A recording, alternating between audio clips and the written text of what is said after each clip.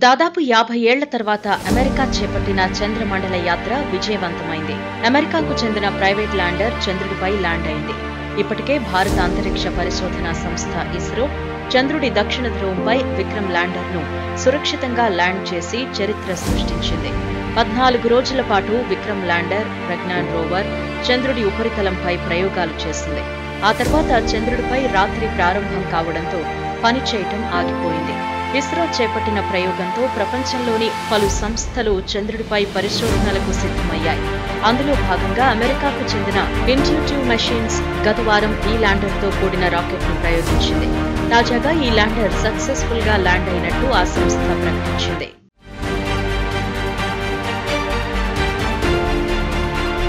1972లో NASA Apollo మిషన్ను చేపట్టింది. ఆ తర్వాత చంద్రమండల యాత్రను ప్రేరేపించింది.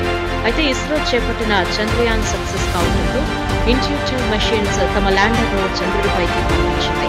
అయితే ఈ ఒడిసన్ ల్యాండర్ నుంచి వచ్చే సంకేతాలు బలహీనంగా ఉన్నాయని తెలిపింది. చంద్రుడి ఉపరితలంపై ల్యాండ్ అయిందని మాత్రం ధృవీకరించింది.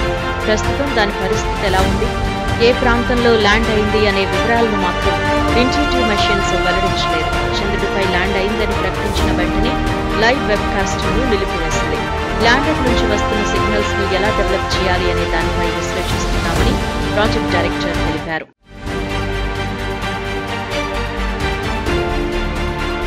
ఇక చంద్రుడి ఉపరితలంపైకి చేరిన తొలి ప్రైవేట్ కంపెనీగా ఇంట్యూటివ్ మెషిన్స్ చరిత్ర సృష్టించింది. గత నెలలో ఆస్ట్రోబోటిక్ ప్రయోగం చేపట్టినా అది విఫలమైంది. ఒడిసన్ ప్రయోగం కోసం ఇంట్యూటివ్ సంస్థకు నాసా $118 మిలియన్ నిధులను సమకూర్చింది. అంతరిక్ష యాత్రలకు ప్రైవేట్ కంపెనీలను ప్రోత్సహించడం కోసం నాసా నిధులను అందించినట్టు తెలుస్తోంది.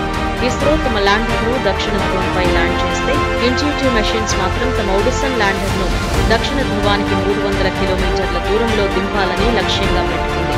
అయితే ల్యాండర్ ల్యాండ్ అయినట్టు ధృవీకరించింది, కానీ ఎక్కడ ల్యాండ్ అయింది అనే వివరాలను మాత్రం ఈ సంస్థ గోప్యంగా ఉంచింది. ప్రస్తుతం ఈ ల్యాండర్ వారం రోజుల పాటు పనిచేసేలా డిజైన్ చేశారు.